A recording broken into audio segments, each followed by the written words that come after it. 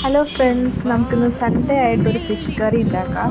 ഞാനപ്പോൾ എൻ്റേതായ രീതിയിലാണ് ഉണ്ടാക്കുന്നത്. ചെറിയുള്ളി, ഇഞ്ചി, വെളുത്തുള്ളി, പച്ചമുളക്, കറിവേപ്പില എല്ലാം നല്ലപോലെ ചതച്ചെടുത്തിട്ട് അത് എണ്ണ ഒഴിച്ചിട്ട് ചട്ടിയിലിട്ട് നന്നായിട്ട് വഴറ്റിയെടുക്കുക.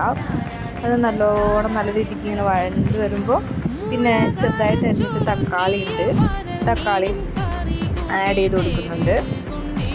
നന്നായിട്ടത് വഴറ്റി നല്ല അതിൻ്റെ കളറൊക്കെ ചേഞ്ചായി വരുമ്പോൾ പിന്നെ ഞാൻ കുറച്ച് മുളക് പൊടി, മല്ലിപ്പൊടി, മഞ്ഞൾപ്പൊടി ഇതെല്ലാം എടുത്തിട്ട് കുറച്ച് പച്ചവെള്ളം ഒഴിച്ച് കുതിർത്ത് വെച്ചിട്ടുണ്ട്.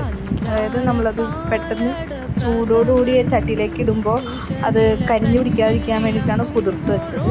എന്നിട്ട് അത് ഇട്ടിട്ട് നല്ല രീതിയിൽ ഒന്ന് പച്ചമണം മാറുന്ന വരെ, മൂക്കുന്നത് വരെ നന്നായിട്ട് വഴറ്റുക. ലോ ഫ്ലെയിമിൽ നന്നായിട്ട് വഴറ്റി വരുമ്പോൾ ഒരു 3-4 കഷ്ണം കുടംപുളി ഞാൻ വെള്ളത്തിലിട്ട് വെച്ചിട്ടുണ്ട്, ചൂടുവെള്ളത്തിൽ.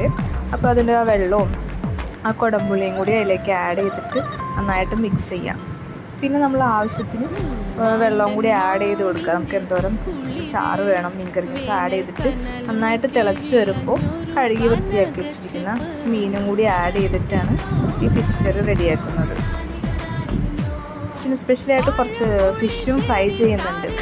അത് മാരിനേറ്റ് വെച്ച് ഫിഷും ഫ്രൈ ചെയ്ത് കഴിഞ്ഞാൽ ഇന്നത്തെ ലഞ്ച് പ്രിപ്പറേഷൻസ് റെഡി.